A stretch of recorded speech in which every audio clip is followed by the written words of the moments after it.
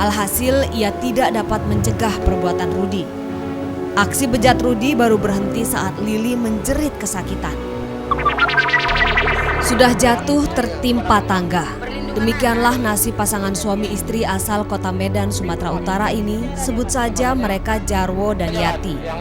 Sejak dulu keprihatinan seakan lekat di hidup kedua penderita tunanetra ini. Meski dikaruniai 2 orang anak, mereka takkan pernah bisa menatap senyum kedua balita itu. Derita keduanya bertambah saat mengetahui anaknya Lili yang masih berusia 4 tahun telah mengalami tindak pencabulan. Ironisnya, tersangka pencabulan tersebut adalah Rudi.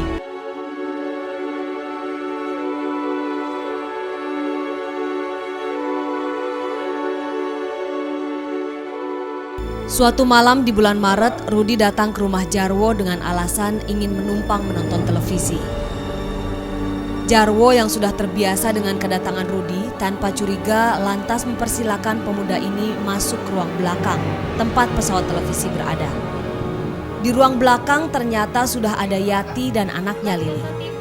Rudi lantas bergabung dengan keduanya untuk menonton sinetron, sedangkan Jarwo masih berada di ruang depan. Ternyata kedatangan Rudi malam itu tidak hanya untuk menonton televisi. Ia juga menyimpan niat jahat untuk mencabuli Lili. Yati yang kedua matanya buta tidak mengetahui apa yang terjadi pada buah hatinya. Alhasil, ia tidak dapat mencegah perbuatan Rudi. Aksi bejat Rudi baru berhenti saat Lili menjerit kesakitan. Udin, mulanya ngomong, Udin, apa nanti Rudi masuk neraka. Nah itu, pas kayak itu dia. Rudi yang tidak menyangka aksinya akan diketahui oleh Yati kemudian memilih keluar rumah. Alasannya ingin membeli rokok. Untuk menyamarkan aksinya, sebelum pulang Rudi juga sempat berpesan kepada Lili agar tidak lupa mengunci pintu rumah. Setelah kepergian Rudi, barulah Lili dengan polos bercerita kepada ibunya tentang peristiwa nista yang baru saja dialaminya.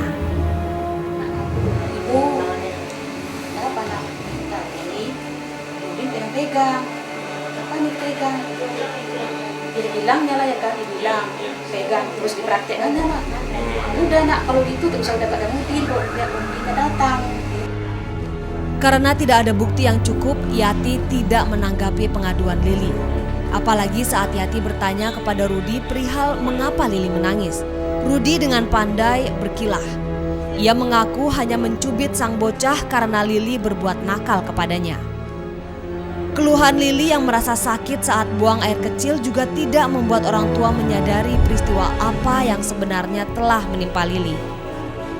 Peristiwa durjana ini baru mulai terbuka setelah kerabat Jarwo dan Yati berkunjung ke tempat tinggal mereka. Saat itulah dengan polos Lili kembali menceritakan apa yang telah dilakukan Rudi kepada dirinya. Atas saran kerabat itulah orang tua Lili membawa anaknya ke rumah sakit untuk mendapatkan visum. Hasil visum inilah yang lantas dijadikan dasar untuk melaporkan perbuatan Rudi ke Polsekta Medan Kota.